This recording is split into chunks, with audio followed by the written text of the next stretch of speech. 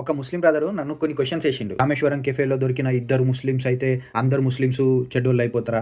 ఒక్క ఫయాజు అటాక్ చేస్తే అందరు ముస్లిమ్స్ అట్లనే ఉంటారా? లేకపోతే ఆ కసాబు అసలాడు మన దేశపోడు గూడా గాదు. బాంబ్ బ్లాస్ట్‌లు చేస్తే ముస్లిమ్స్ అందరూ చెడ్డోళ్ళయిపోతారా? ఎందుకు భయ్యా ఇట్లా అంటారు అందరిని అని జెప్పేసి ఒక మాట అడిగిండు. ఫస్ట్ ఆఫ్ ఆల్ మీరందరూ గుర్తుంచుకోవాల్సిందేందంటే, ప్రపంచంలో ఉన్న ఏ హిందువు గూడా వాడెంత కట్టారని చెప్పుకునేటోడైనా 100% ముస్లిమ్స్ చెడ్డోళ్ళే అని చెప్పరు. టెర్రరిస్టే అని చెప్పరు. హిందువులకు మీరెప్పుడైనా గమనిస్తే ఒక కృతజ్ఞతా భావం ఉంటది. రామ్ మందిర్‌కి పాటుపడ్డది కేకే మహమ్మద్ లాంటి కొంతమంది ముస్లిమ్సే గదా! అయినా ముస్లిం సమాజాన్ని అంతా మంచోళ్ళని అనుకునే గుణం ఉంటదనమాట హిందువులకి. ఇప్పుడు అబ్దుల్ కలాంకి హిందువులలో ఎక్కువ ఫాలోయింగ్ ఉన్నదా? ముస్లింలలో ఉన్నదా? ఆయన ముస్లిమే గదా! అబ్దుల్ కలాం చనిపోతే ఆయన సమాధి దగ్గరికి వెళ్ళిన ముస్లింలు ఎంతమంది?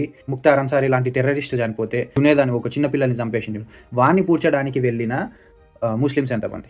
ఇలా ప్రాబ్లమ్ ఏడొస్తుంది తెలుసా? తప్పును తప్పు అని చెప్పరు చూసినావా? మతం చూసి సపోర్ట్ చేస్తారు చూసినావా? ఆడ ప్రాబ్లమ్ వస్తుంది. అర్థమవుతుందా? మీరు హిందువులలో ఎవడన్నా తప్పు చేసిండనుకో మెజారిటీ వాడిని అపోజ్ చేసేది హిందువులే భయ్యా మన దేశంలో. ఎవ్వడన్నా గాని వాడు మతం చూసి అపోజ్ చేయడు. మీరు ఈ తేడా గమనించాలి. ఇజ్రాయెల్, పాకిస్తాన్ మన దేశంకు సంబంధం లేదు. ఆడ బాగుపడ్డా, సంకనాకపోయినా ఏం సంబంధం లేదు. దాని గురించి ఒక చిన్న విషయం చెప్తా. అసలు ఆ ఇష్యూ క్లోజ్ చేయాలంటే పవర్‌ఫుల్ కంట్రీస్ అన్నీ ఇన్వాల్వ్ అయినాయి. ఎంతసేపు అనుకుంటున్నారు? ఈ సాల్వ్ చేయాలన్నా వాళ్ళకి ఎంత టైం పడుతది? ఎందుకు నానుస్తున్నారు? దాని వెనకాల ఇంటర్నేషనల్ పాలిటిక్స్ ఉంటాయి తమ్ముడు. ఇవన్నీ అర్థం చేసుకోకుండానే ఐ సపోర్ట్ పాలిస్టీన్ ఎందుకు? నీకేమొస్తది వాళ్ళని సపోర్ట్ చేస్తే? పోనీ అపోజ్ చేసినా నీకేమొస్తది? ఇవి తెలుసుకోకుండా గుడ్డిగా మీరు సపోర్ట్ గాని, అపోజ్ గాని చేస్తారు చూసినావా? సో, అందుకు ఆడ ప్రాబ్లమ్ వస్తుంది. ఈ విషయం మీరు ఎందుకు గమనించరు? రెండోది ఇప్పుడు మోడీని just because he is not Muslim అనే రీజన్ తోటి అపోజ్ చేసే ముస్లిమ్స్ ఎక్కువ ఉన్నారా? అభివృద్ధి ప్రాతిపదికన అపోజ్ చేసే ముస్లిమ్స్ ఎక్కువ ఉన్నారా? అభివృద్ధి మీద డిస్కషన్ కావాలనుకుంటే నువ్వు 60 ఏళ్ళు కాంగ్రెస్ పాలనలో ఉన్న అభివృద్ధి అంతా చిట్టా పట్టుకొని రా తమ్ముడు. నేను జస్ట్ ఈ 10 ఏళ్లలో జరిగిన మోడీ అభివృద్ధి గురించి మాట్లాడతా. ఎవరు ఎక్కువ చేసిర్రు అనే దాని మీద డిబేట్ పెట్టుకుందాం. నీకు అభివృద్ధే ప్రాతిపదిక అయితే నువ్వు మోడీకి కట్టర్ ఫ్యాన్ అవుతావు.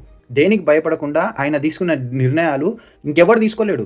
ఎందుకు ఇంత ఏడుస్తున్నారు అపోజిషన్స్ అనుకుంటున్నావు? కరప్టెడ్ పీపుల్ సంకనాగిపోతారు అనేది వాళ్ళ భయం. అందుకు ఇంత మొరుగుతున్నారు, ఇంత భయం పెడుతున్నారు, ఇంత ఫేక్ వీడియోలు క్రియేట్ చేస్తున్నారు, ఏది దొరికితే అది మాట్లాడుతున్నారు నోటికి. ముస్లింలకు జరిగిన అభివృద్ధి మీరు ఒక్కసారి చూసుకోండి. जो आज दिन तक नहीं हुआ, खासकर मुस्लिम लेडीज़ के लिए उनको राइट नहीं मिले, ट्रिपल तलाक का जो सब चल रहा है यहाँ पे, पहले तो ऐसा कुछ मिला ही नहीं है यहाँ पे लेडीज़ को. कहाँ मिला? किसने दिलाया?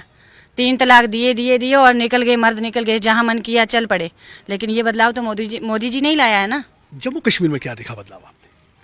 खासकर हम आर्टिस्टों का, मैं तो एक आर्टिस्ट हूँ, मैं उस टॉपिक पे भी बात करती हूँ कि हमें तो बाहर निकलना भी मुश्किल था. अगर हम कुछ आर्ट करते या हमारे सपने होते थे कि हाँ हम भी फिल्म स्टार बने, या हमें बाहर नहीं निकलने देते थे. अगर घर वाले इजाज़त देते थे तो लोग, पब्लिक नहीं देती थी. लेकिन आज हम बिना झिझक अगर कहीं भी काम कर रहे हैं तो वो मोदी जी के आशीर्वाद से कर रहे हैं. हमें खुशी है कि अगर 370 नहीं टूटा, जो राइट्स हमें मिले हैं वो कभी नहीं मिलते. 60 ఏళ్లతోని 10 ఏళ్ళని కంపేర్ చేయండి. బెటర్ అనిపించకపోతే పార్టీకి చెప్తే ఆ పార్టీకి నేనే ఓటేస్తా, నేను ఒక 100 మందితో నోటేపిస్తా. 10 ఏళ్లలో బెటర్ అభివృద్ధి చెందింది అని చెప్తే నువ్వు ఎంతమందితో నోటేపిస్తావు? నేను చెప్పినా నువ్వు వినవు. ఆడ ప్రాబ్లం వస్తుంది. మెజారిటీ, నేను 90% గురించి మాట్లాడుతున్నా. మన హైదరాబాదే తీసుకుందాం భయ్య, ఓకేనా? ఇద్దరు ఒక పొలిటికల్ పార్టీ నుంచి, అసదుద్దీన్ అయినా మాధవిలత గారైనా, ఇద్దరు 2 పొలిటికల్ పార్టీల నుంచి పోటీ చేస్తున్నారు. 40 ఏండ్లు ఆ ప్రాంతంలో ఎంపీగా ఉన్నాడు. 40 ఏండ్లు ఆ ప్రాంతంలో 7 ఎమ్మెల్యేలు ఉన్నాయి. ఎంత అభివృద్ధి చేయొచ్చు తెలుసా? అన్ని గవర్నమెంట్లలో ఆయన పార్టీ.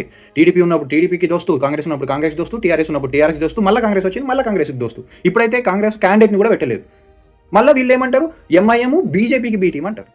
मुसलमान भाई बहनों को भी ये समझना होगा कि कौन से राजनीतिक दल उन्हें भड़का करके उनका फायदा लेने के लिए उनको बर्बाद कर रहे हैं.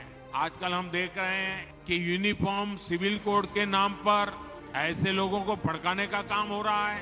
आप मुझे बताइए, एक घर में परिवार के एक सदस्य के लिए एक कानून हो, परिवार के दूसरे सदस्य के लिए दूसरा कानून हो, तो क्या वो घर चल पाएगा? क्या फिर ऐसी दोहरी व्यवस्था से देश कैसे चल पाएगा?